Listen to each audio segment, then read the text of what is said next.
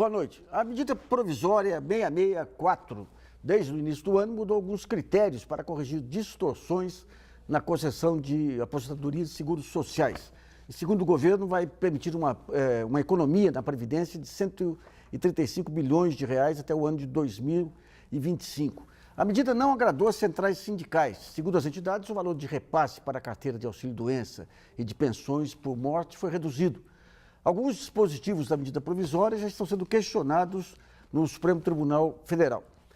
Para discutir essa questão complexa, recebemos hoje no programa Brasilianas.org o professor da PUC de São Paulo, especialista em Direito Processual Administrativo e Previdenciário, o Wagner Balera, a vice-presidente do Instituto Brasileiro de Direito Previdenciário, a Adriane Ladentim, e em Brasília o economista e consultor do Senado, Pedro Neri Ferreira. E também contamos com a colaboração da jornalista Sara Kines, que vai escolher as perguntas enviadas através do portal brasilianas.org. Nesse primeiro bloco, vamos aqui explorar os entrevistados para entender melhor o que foram essas mudanças estabelecidas pela medida provisória.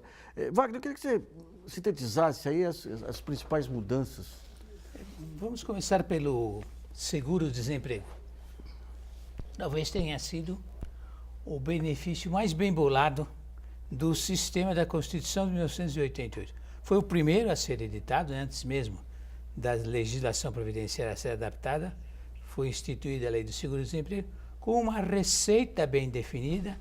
Ela aproveitou a antiga contribuição do PIS/PASEP, que se transformou, então, numa fonte própria do seguro-desemprego, e com um benefício também calculado atuarialmente. Nós sabemos exatamente quanto vai ser a receita e quanto vai ser a despesa. Uma coisa inédita no Brasil. Mas atualmente como? Faziam projeções de nível de desemprego? Pois é, pelo nível de desemprego e pelo nível de arrecadação. Tá. Já que você tinha uma perspectiva de receita PIS/PASEP, né, histórica. Então, se foi possível medir o valor do benefício que iria ser concedido, o período de fruição, o período de duração, e também a outra parte da arrecadação ser destinada aos programas de fomento ao emprego. Portanto, uma lei bem estruturada. O que aconteceu foi que na dinâmica da prestação, ocorreu aquilo que está justificando a mudança. Um sistema de excessiva rotatividade na mão de obra, porque os trabalhadores passaram a utilizar esse mecanismo como uma forma de defesa dos seus interesses. Isso acaba desestruturando o projeto de financiamento. A pessoa entrava, ficava um pouquinho no trabalho, simulava a saída para receber. Com o agravante de que a possível punição para o empregador, que de certo modo está tolerando essa situação, né? Porque isso tem que haver a conivência do empregador. A medida necessária para que o empregador não entrasse nessa, jamais foi regulamentada e está na Constituição, que seria uma contribuição adicional para aquelas empresas cujo índice de rotatividade da força de trabalho fosse maior do que aquele setor da economia. Então, isso vedaria a jogada bilateral. Então, o empregador a ele não custa nada demitir, porque tanto faz. Então, as medidas que estão sendo tomadas agora, me parece que elas vão na mão certa, porque aumenta o período de carência. Agora, esse período de carência veio desde o começo com esse prazo? Sim, e agora está sendo ampliada no segundo pedido, digamos assim. Quer dizer, o que aumentou a distorção também foi o fato de ter aumentado a empregabilidade também. Sim, também. Tá. Adriane, em relação aos demais pontos aí, como é que você enxergou? Nós tivemos várias alterações, além do seguro-desemprego, que o professor Wagner disse. Nós tivemos alterações importantes na pensão por morte. O benefício era, inicialmente, 960 de 50% mais 10% a cada dependente. E nós tivemos alteração ao longo do tempo desse percentual. E em 95 nós tivemos uma alteração para 100% do benefício do segurado instituidor. Vai para quem? O segurado instituidor, que é o segurado que vem a falecer e deixa os seus dependentes. O Então, dependente até 18 anos? não, até 21 anos. Até 21 anos. É o cônjuge, companheiro ou companheira. Então, nós temos 3 classes, né? Primeira classe é cônjuge, companheiro ou companheira, filhos até 21 anos ou inválido. A cônjuge não entra esse limite de idade? Ou entra Não, também? cônjuge não. Tem que Até o provar a fim? união estável, isso. E a dependência econômica ela é presumida. Depois, nós temos filhos até 21 anos ou maiores inválidos, e aí tem alguma regrinha. Depois, na segunda classe, os pais, se não tiver ninguém dessa primeira classe. E na terceira classe, os irmãos. Então, nós tínhamos até dia 28 de fevereiro um percentual de 100% da média. Então, o segurado que falecia, os dependentes recebiam 100%, não importasse quantos fossem os dependentes. E a partir de 1º de março, quem morreu teve o azar, agora, os dependentes têm o azar de receber. De 95, a Lei 9.032, de 95, perdurou até 28 de fevereiro de 2015. Agora, uma outra questão era esse prazo de casamento. Você tinha muito casamento simulado aí de pessoas... Na verdade, a pensão por morte tinha, sim, muita fraude de pessoas que aos 80 anos se casavam com alguém de 30 para receber pensão por morte. Então, de fato, a pensão por morte era um benefício que demandava reforma, mas isso precisava tudo de só reforma. no regime geral No regime geral. O regime próprio tem outras regras, né? Mas no regime geral havia muito essa questão de fraude. Mas hoje, com as mudanças, esse percentual que era de 100% foi reduzido para 50%. Porque também parte do princípio que se a pessoa morre, digamos, a despesa cai também. Porque... Concordo, mas diminuir pela metade, da maneira como foi feito, eu achei que foi brusco demais. Porque uma pessoa, por exemplo, uma segurada que paga um aluguel, o aluguel não vai diminuir 60%. A conta de água não vai diminuir 50%. Tem razão.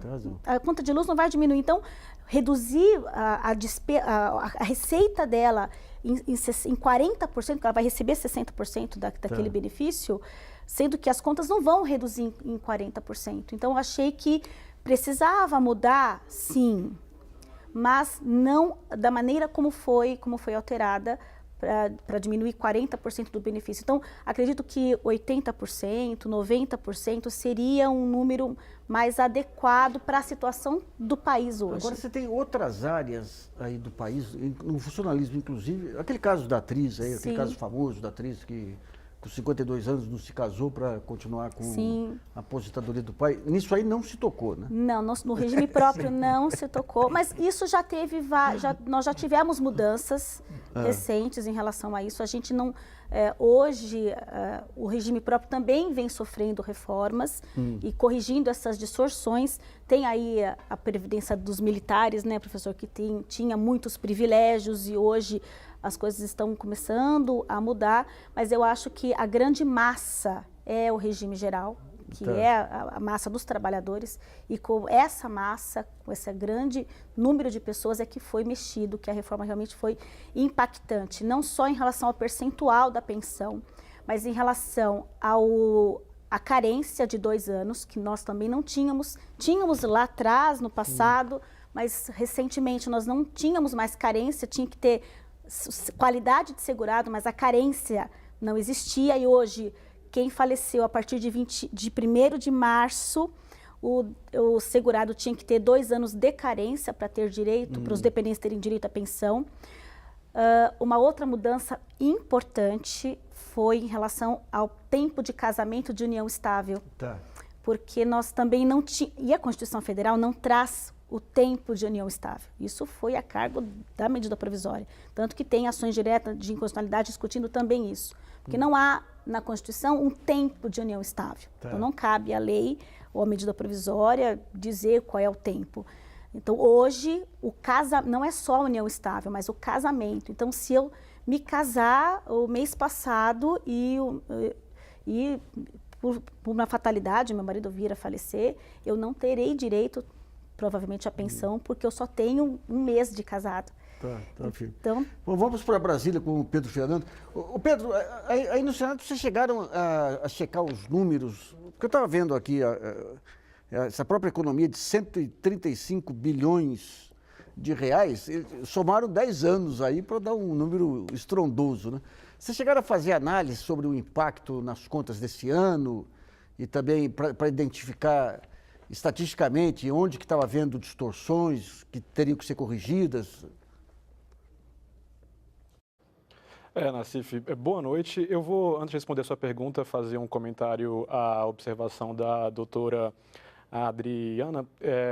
O regime próprio foi alterado, sim, também pela medida provisória 664, em relação à exigência de carência, de um tempo mínimo de casamento ou união, e também a duração dos benefícios que passaram a não ser vitalícios. Então, o regime próprio também está nisso aí. Eu acho que o motivo de ter se alargado essa análise para 10 anos em relação ao valor da mudança das pensões é justamente porque o impacto de curto prazo não é tão grande, já que a gente está falando de segurados que vão vir a falecer, e naturalmente no ano não pode falecer tanta gente. E de todos os benefícios que foram alterados pelas medidas provisórias 664 e 665, a pensão por morte, na verdade, embora ela me pareça que seja a que suscitou mais discussões, inclusive recebeu mais de 500 emendas no Congresso Nacional na MP, ela tem um impacto para esse ano muito pequeno, estimado em menos de R$500 bilhão, cerca de 400 milhões de reais para 2014. Só para a gente ter uma ideia, isso é metade do que a gente vai economizar com as novas regras do seguro-defeso, que é o seguro-desemprego do pescador artesanal. Então, eu acho que é uma medida provisória que vem mesmo no sentido de permitir economia para o futuro e de sinalizar a uma postura de responsabilidade fiscal nesse cenário que a gente tem de deterioração da avaliação de risco do Brasil. Mas as outras medidas da MP 665, em particular, seguro-desemprego e bônus salarial, têm um impacto muito maior a curto prazo do que as regras de pensões. Wagner, quando a gente pega essa questão, a questão do envelhecimento da população, esse modelo nosso de previdência e de repartição, em outras partes do mundo aí, de que maneira que se está trabalhando isso? Bom, uma verdadeira reforma previdenciária, já houve 3 supostas reformas previdenciárias, emendas constitucionais.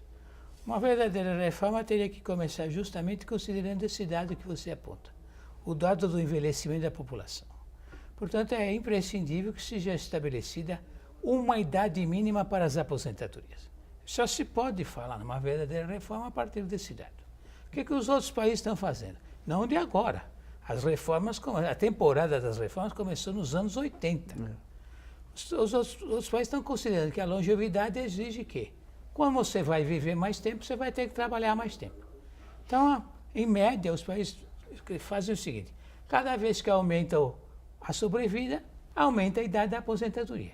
Então, digamos, esse princípio do fator previdenciário, ele é aplicado em vários países? Em vários países.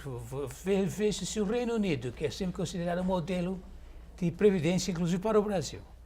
A idade de aposentadoria, a chamada aposentadoria por velhice ou por idade, era de 65 anos, já está em 68, ano que vem vai para 69, porque as pessoas estão vivendo mais tempo.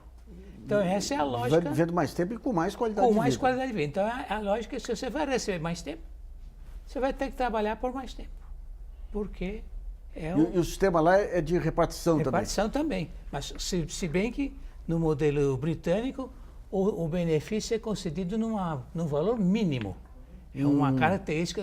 Aqui, o nosso é pequeno porque a imensa maioria da população ganha pouco. Lá é pequeno porque o padrão é de que, olha, o Estado só garante a necessidade básica. E daí você tem que complementar com planos privados. Com planos privados.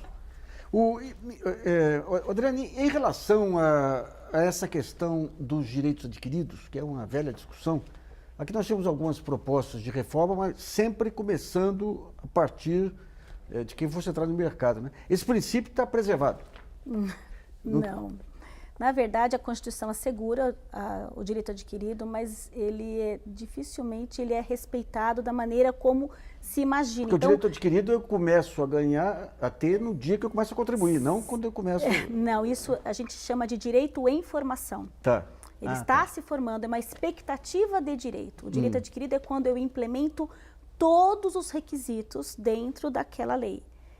Então, se houver uma reforma, aquele direito está consolidado, sedimentado e ninguém pode Deixa eu entender, eu contribuo durante 10 anos Daí tem uma mudança na legislação. Meu direito adquirido é só sobre esses 10 anos. Sobre os 10 anos. Então, como nós tivemos, por exemplo, na emenda 20, em 98, nós tínhamos as pessoas contribuindo, pessoas com 29 anos de tempo de contribuição, faltando 1 ano para se aposentar. A emenda 20 muda, cria a aposentadoria aos 35 anos, acaba com a aposentadoria proporcional. Essa emenda foi a mesma do fator? Não é que ela foi a reforma do fator, a emenda desconstitucionalizou o cálculo, tirou da Constituição, e aí ficou a cargo de uma lei, que em novembro de 99 cria a Lei 9876, e aí traz o fator previdenciário, porque enquanto o cálculo estava na Constituição, ninguém podia mexer. Então eles tiram da Constituição e aí depois criam uma lei infraconstitucional, uma lei ordinária, que traz então o fator previdenciário. Então essa emenda, ela acaba com a aposentadoria proporcional, cria uma aposentadoria com 35 anos, mas e para aquele que estava no sistema, como você disse, esse direito adquirido de quem tinha 29 anos de tempo, como que fica? E aí, o que eles fizeram? Criaram uma regra de transição para esse pessoal que está aqui no meio do caminho, não tem 35, porque esse segurado com 29 anos faltava um ano para ele se aposentar. Ou o que aconteceu nessa regra de transição? Esse segurado teria que cumprir uma idade mínima de 53 anos, teria que pagar um pedágio de 40% sobre o ano faltante, sobre esses 12 meses, e além disso ele tinha que ter a idade mínima, o pedágio e o tempo de contribuição. Então ele teria que trabalhar mais 30 anos, mais uns 4 meses, ele teria que se aposentar com 30 anos e 4 meses e ter 53 anos de idade. Se ele tivesse com 48, que direito adquirido ele teve? Nenhum, porque ele teria que completar 35 anos de tempo, ou seja, ele teve que trabalhar mais 6 Mas anos. Isso acabou passando... Isso aconteceu, e assim, se ventilou, direito adquirido, mas na verdade não aconteceu. Bom, vamos a uma pergunta enviada através do portal brasilianos.org, selecionada pela jornalista Sara Kilnes. Lembrando que o programa é ao vivo, você ainda pode enviar sua pergunta. Sara. Bom, nós temos uma pergunta do Jefferson Maciel, ele é do Vale do Paraíba, aqui de São Paulo, e a questão dele é a respeito das aposentadorias diferenciadas de militares, juízes, aposentadoria rural. Ele quer saber se não é injusto ter 3 sistemas previdenciários no Brasil e por que não uni-los em um só. Bom, eu passo ao Pedro Fernando.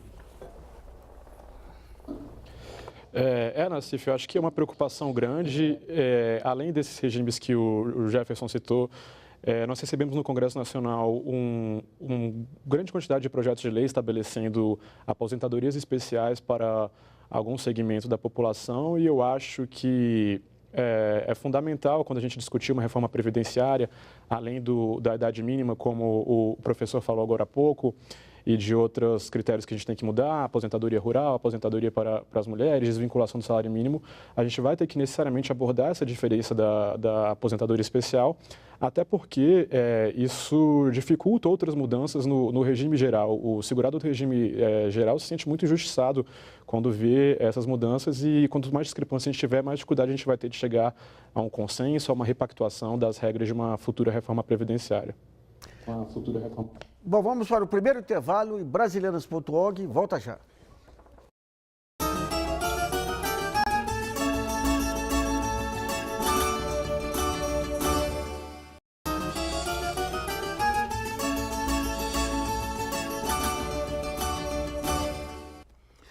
Voltamos a apresentar o programa brasilianas.org que discute hoje os direitos sociais previdenciários.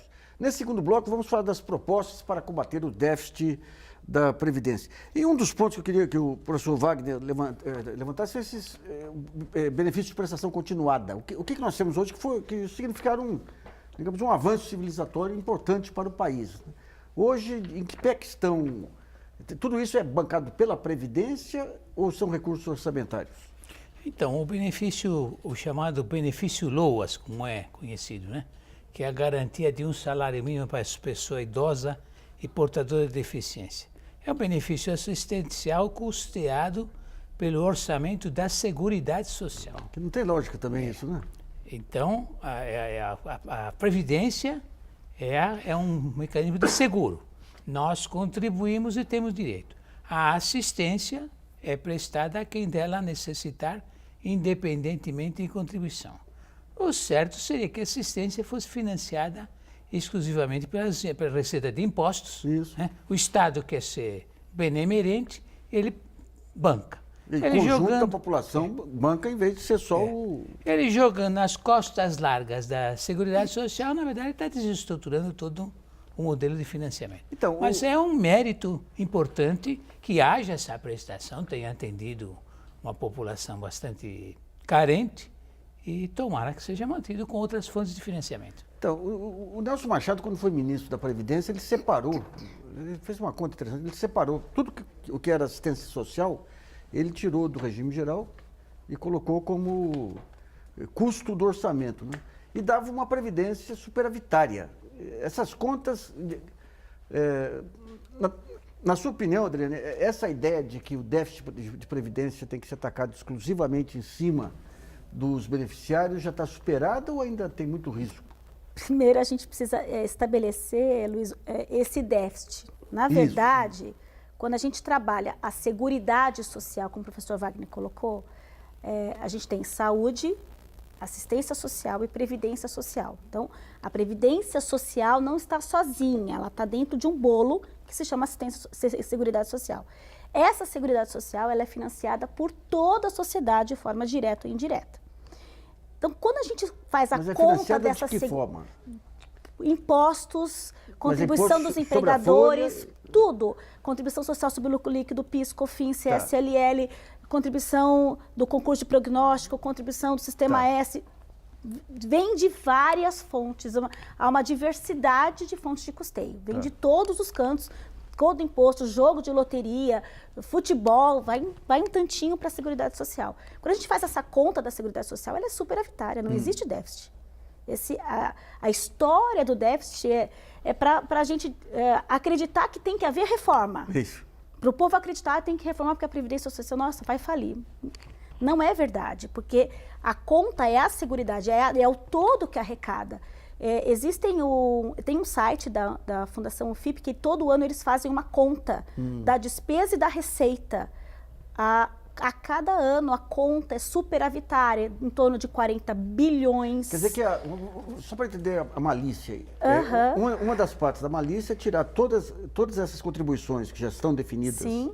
tirar e ficar só a contribuição do beneficiário, existe uma todo conta. aquele conjunto de despesas. Existe na Constituição Federal, existe um artigo que estabelece que a folha de pagamento é que vai pagar os benefícios previdenciários. Então, quando eu faço a conta dessa folha de pagamento para pagar benefício, aí eu tenho déficit. Por quê? Eu tenho muita gente na informalidade, eu tenho uma longevidade muito maior, eu tenho a natalidade, né? Muitas pessoas hoje tendo muito menos filhos do que antes. Então, há uma mudança, uma inversão da pirâmide demográfica. Isso Desculpe, principalmente inclui nessa conta o benefício rural, Sim. que é assistencial e que representa 4 milhões de pessoas. Exatamente. Que deveria ser do orçamento.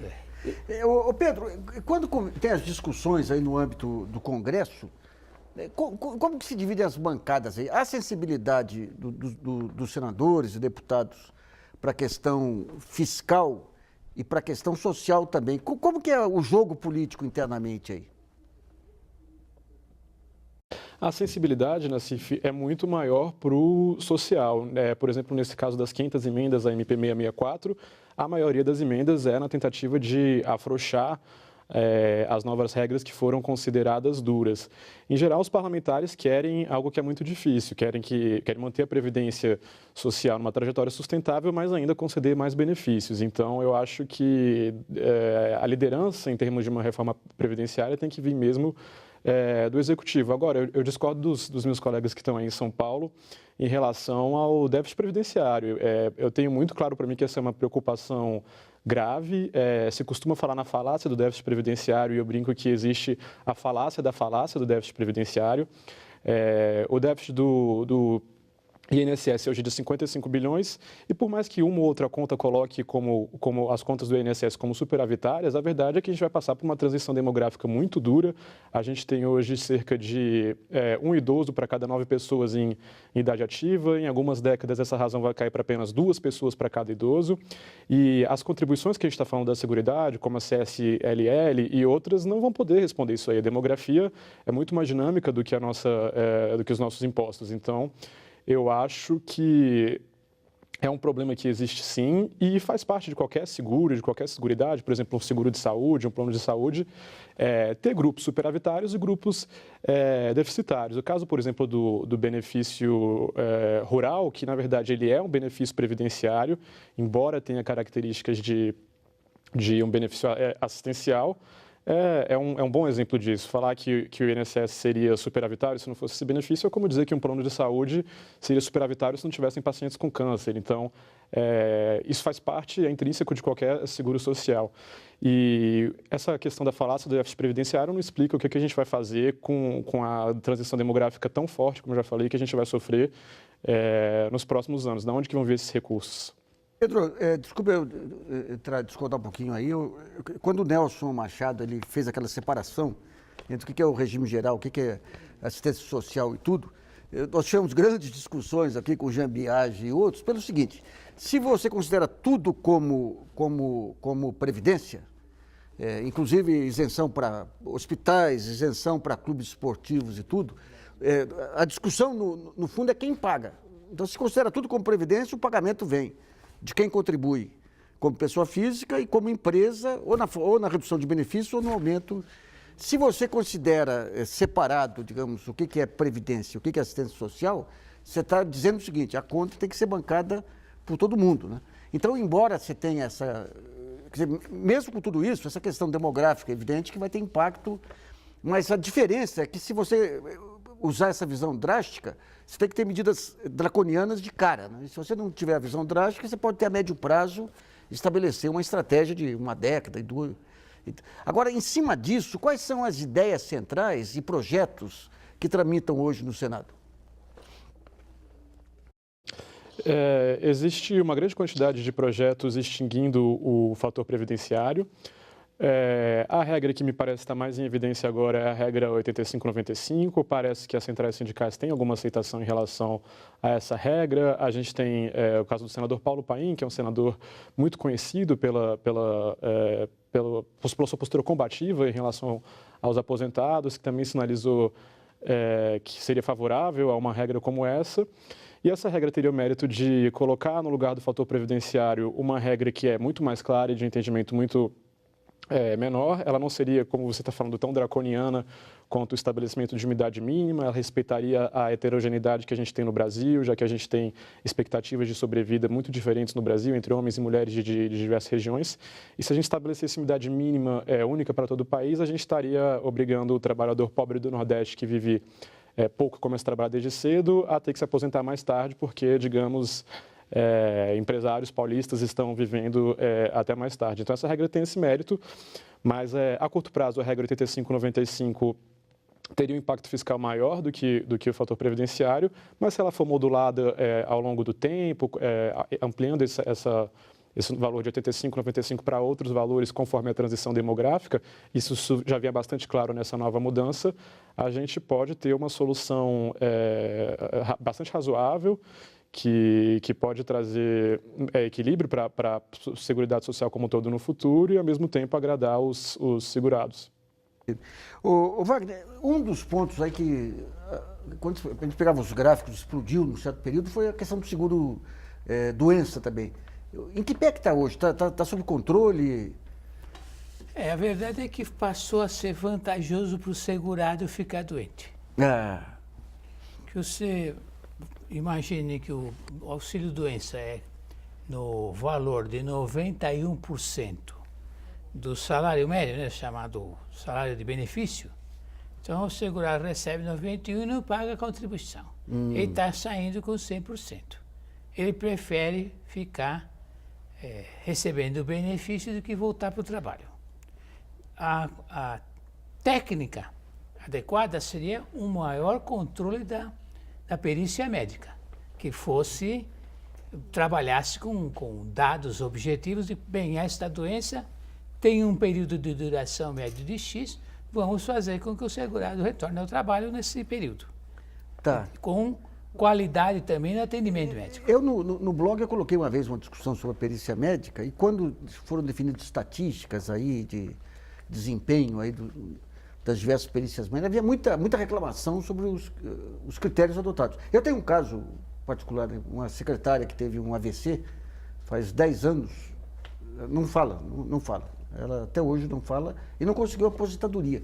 O que leva, digamos, uma perícia é a estatística? É que a perícia médica do INSS é um caso escandaloso, porque os peritos são teleguiados pela administração.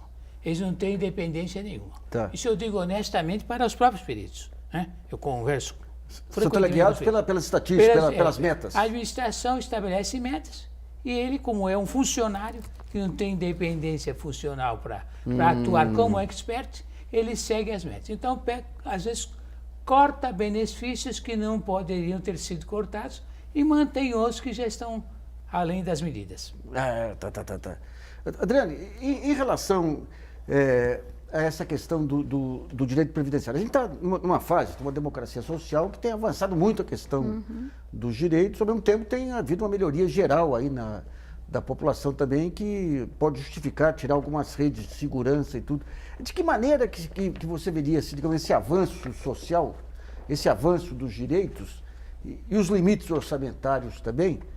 Quem que seriam os grandes canais de interlocução assim para se conseguir chegar a patamares sustentáveis sem perder pé dos direitos? A gente precisa... claro que para eu ter benefício, eu tenho que ter o custeio, né? Então, ao longo dos últimos anos, foram criadas várias fontes de custeio, criando contribuições e, ao mesmo tempo, aumentando, não na mesma proporção, mas aumentando benefícios para que as pessoas tivessem esse acesso. A nossa Constituição Federal de 88, ela traz uma gama de direitos sociais que nós nunca tivemos em nenhuma outra Constituição. Fantástico. Como disse Ulisses, é a Constituição Cidadã, né?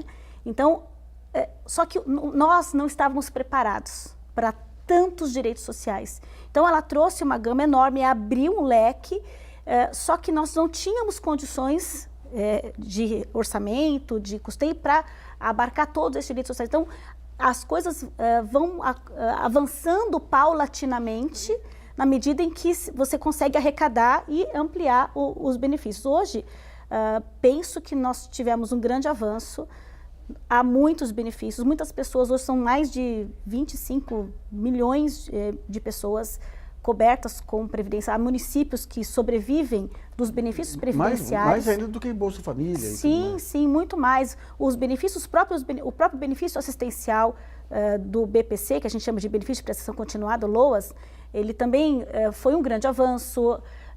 Tem alguns critérios engessados de miserabilidade que a gente está tentando trabalhar com o Supremo Tribunal Federal nas questões mais específicas, mas foi um grande avanço. Quando você fala querendo trabalhar, de que lado que você está?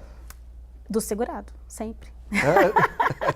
Não, na verdade, assim, o modelo hoje do benefício assistencial, ele exige uma situação de miserabilidade de 1/4, a renda per capita familiar não pode ultrapassar 1/4 do salário mínimo.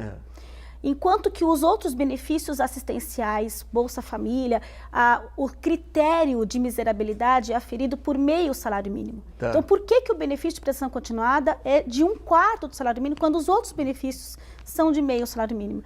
Bom, vamos a mais uma pergunta enviada pelo portal brasileiras.org, selecionada pela jornalista Sara Kines. Lembrando que o programa é ao vivo e ainda dá tempo de enviar a sua pergunta. Sara. Nós temos duas perguntas aqui sobre a mesma questão. A Maria de Fátima Oliveira, de Recife, e o Daniel Penha, de São Bernardo, a respeito de qual o custo, né, de manter a Previdência como está para o Estado brasileiro e, se nenhum ajuste for feito, qual é a possibilidade de, a longo prazo, a Previdência causar um rombo maior nas contas públicas. Pedro, quais os cálculos atuariais aí que vocês têm levantado? Olha, o déficit está hoje em cerca de 55 bilhões de reais, então por déficit a gente está falando da diferença entre receitas e despesas. Isso seria mais do que o dobro do que a gente gasta com o Bolsa Família. No final do ano passado, o Tribunal de Contas da União fez uma avaliação bastante preocupante em relação ao futuro e ele calculou que o déficit atuarial no ano de 2050 seria de 3 trilhões de reais. Então, a gente está falando de uma previdência que não tem futuro, a não ser que o Brasil cresça nos próximos anos seguidamente a taxas chinesas. E isso pode exigir que os próximos segurados se aposentem ainda mais tarde, paguem contribuições maiores e recebam benefícios menores, porque a equação simplesmente não fecha. Bom, vamos ao segundo intervalo e Brasilianas.org volta já.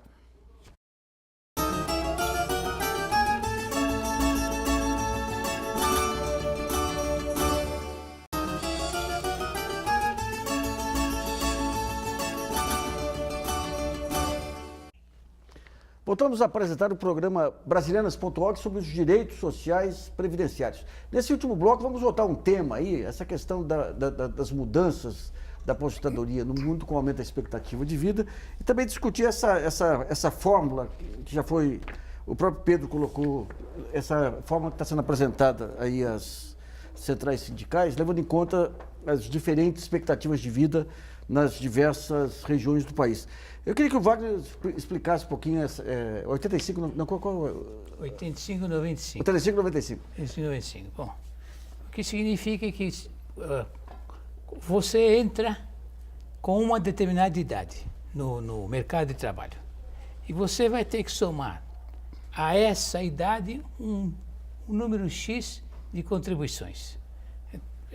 Exemplificativamente, você começa a trabalhar com 16, que é a idade mínima, vai trabalhar durante 40 anos, você tem 56, quanto tempo falta para fruição do benefício? É mais ou menos essa fórmula que está sendo equacionada.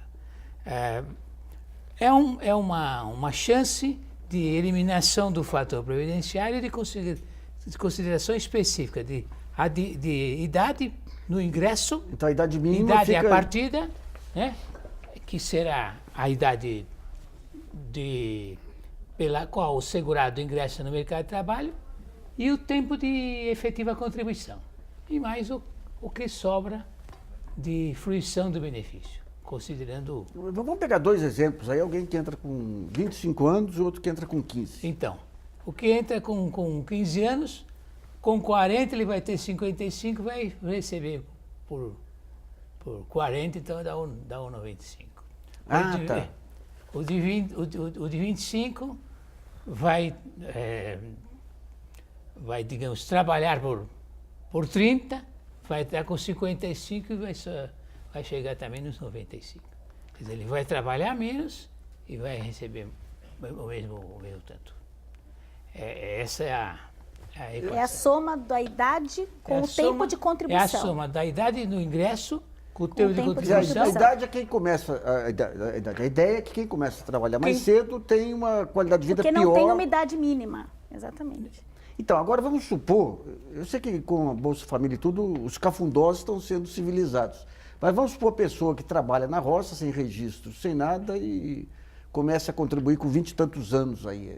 Ele vai ter que cumprir, para ele se aposentar, esse que trabalhou na roça, começou mais tarde, ele vai ter que trabalhar, vai ter que formar 95 pontos. Então, assim, 85 é para a mulher e 95 é para o homem. Então, para o homem completar 95 anos, ele vai ter que juntar a idade com o tempo de contribuição. Então, se ele começou a trabalhar com, por exemplo, ao longo da vida, ele tem 50 anos de idade e 35 de contribuição, ele tem 85 pontos. Tá. Falta 10. Faltam 10 pontos. Esses 10 pontos, quando que ele vai completar? Após 5 anos.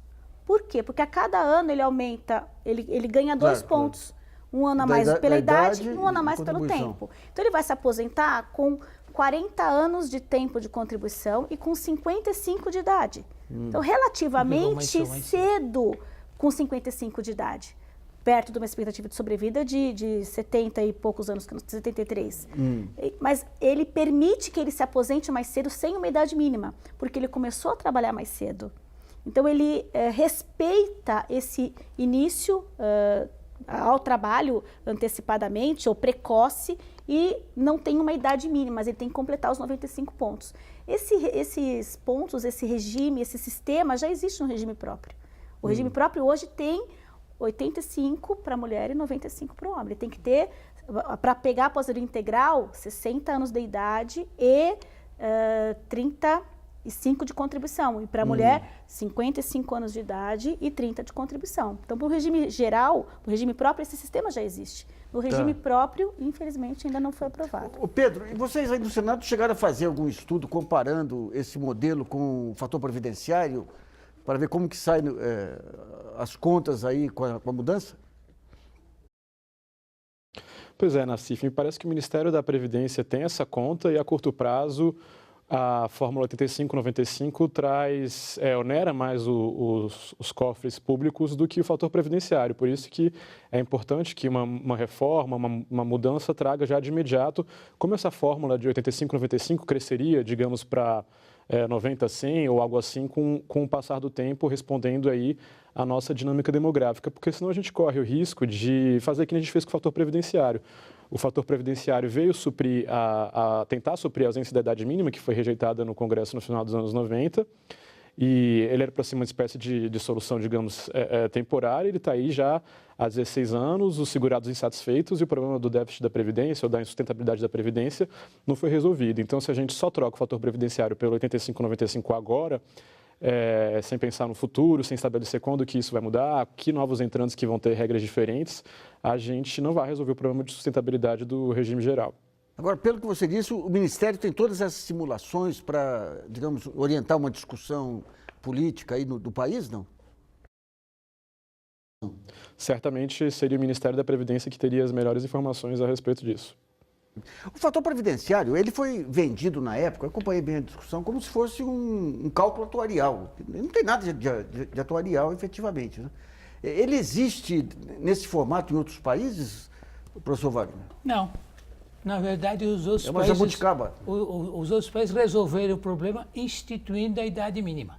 É aquilo que se falava antes. Tá. Você dirá, bom, mas a heterogeneidade da população faria com que houvesse situações de injustiça. Mas a Previdência é um seguro que pretende ser igual para todos, independentemente das condições subjetivas. Na verdade, o regime é social no sentido de que é isonômico, considerando que a população, no seu todo, é isonômica. A gente estava falando aqui do Rio Nogueira, aqui do intervalo, aqui o grande atuário aí, né? E eu lembro que as tabelas que a gente utilizava aqui, que o Brasil utilizava para a previdência privada, eram de uma classe média muito similar à classe média de outros países aí. Então você até podia pegar a tábua da vida lá dos Estados Unidos e aplicar aqui. Mas quando você vai para a previdência, você tem uma heterogeneidade aí de condições de vida muito grande também, que em países desenvolvidos você não tem também, né? Então esse fator não é levado em conta aí? No caso do fator previdenciário, não. Não, mas que eu digo dentro do modelo brasileiro. Teria que levar em conta? Teria que levar em conta através de um mecanismo de financiamento diferenciado, mas não no tratamento sob a perspectiva previdenciária. Porque se você pode criar os subsídios do orçamento público para conceder um benefício melhor a quem tem menos condições de saúde, de escolaridade e de trabalho. Que essa questão, essa conta 8595, ela, de alguma maneira, ela ameniza um pouco? Ameniza, de certo modo. Inicialmente, deixa eu te falar, acrescentar, inicialmente talvez fosse interessante não extinguir o fator e ter uma fórmula mista, como inicialmente os projetos de lei do Paulo Paim e do Pepe Vargas na época traziam essa fórmula híbrida, onde o segurado querendo se aposentar com o fator previdenciário, ele pode fazer, ou ele cumpre as regras para se aposentar com a fórmula 8595. Seria uma fórmula mista de eu ter a possibilidade de um ou de outro. Ultimamente cresceu o sistema da Desaposentação. Explica um pouquinho o que vem a ser isso. Bom, aqui na mesa tem duas posições, né? A minha posição é contrária ao mecanismo de desapropriação, porque eu considero que a aposentadoria explica só o mecanismo. É o seguinte, você hoje segurado, você trabalha durante um período X de tempo necessário à obtenção do benefício. E você não fica impedido de continuar trabalhando. Você continua trabalhando e continua contribuindo.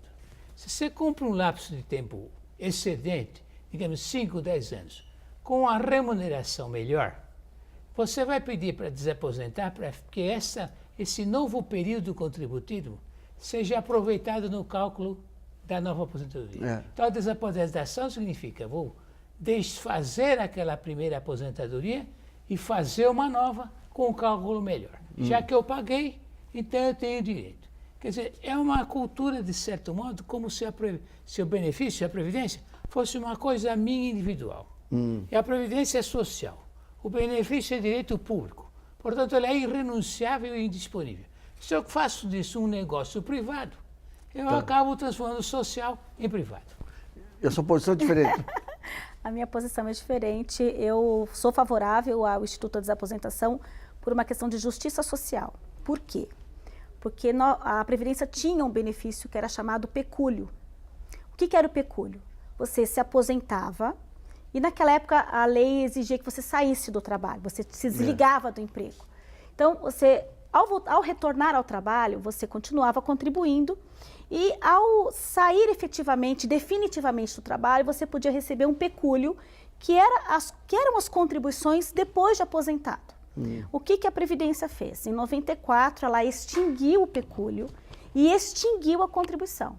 Ok, eu não tenho mais o benefício, mas eu também não tenho mais a contribuição. Kits.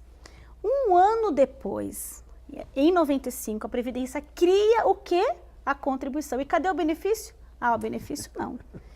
Foi a maior apunhalada nas costas do trabalhador, que me desculpe. Fernando Henrique era bom, hein? Mas assim, tirou, e aí o que aconteceu? Os segurados começaram a contribuir e não tem a contrapartida dessa contribuição pós-aposentadoria.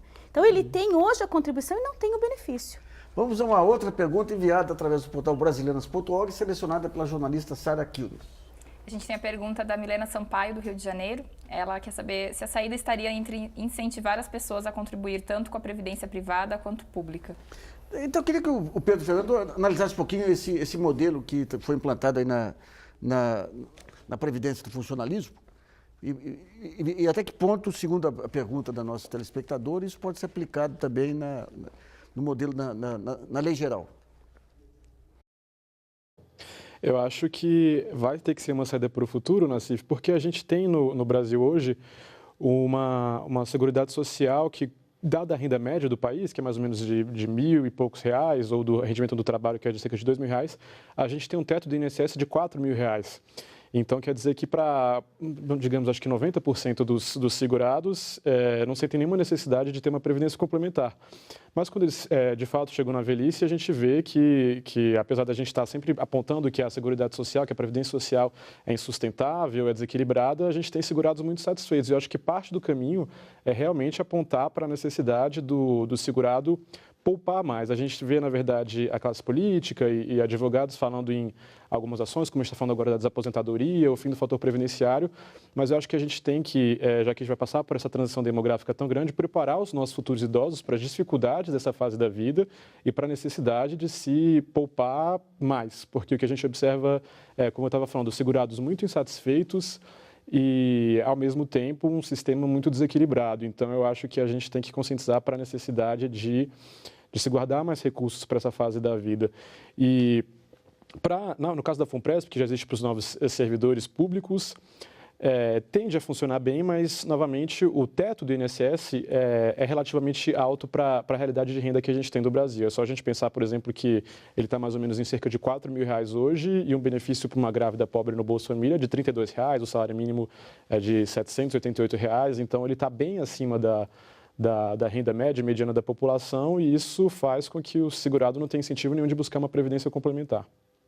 O Wagner, aqui foi colocado esse teto de R$4.000, mas quando a gente faz a relação entre o valor do rendimento pré-aposentadoria com a aposentadoria, em geral, as pessoas conseguem uma receita com a aposentadoria que equivale a um percentual de quanto do salário inativo? Como o salário médio hoje, de julho de 1994, até a data em que o benefício é concedido, escolhidos aí os 80% dos melhores salários, então é uma média com os melhores salários, o benefício sempre sai achatado, porque é uma média longa. Né?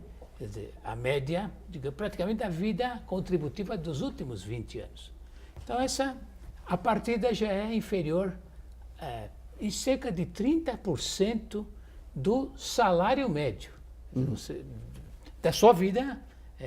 da sua vida como trabalhador, né? Você tem um salário médio como trabalhador, normalmente é nos últimos anos de vida que o homem está ganhando melhor, que ele vai progredindo na vida profissional. Então ele já sai de cara com 30% da base. E aí, conforme o tipo de aposentadoria, vai haver ainda o redutor apropriado àquele benefício. Então, se fosse aposentadoria por idade, conforme o tempo de contribuição, ele vai começar com 70%, mais 1% para cada período de 12 contribuições. Então, nunca o benefício será de 100% daquela média.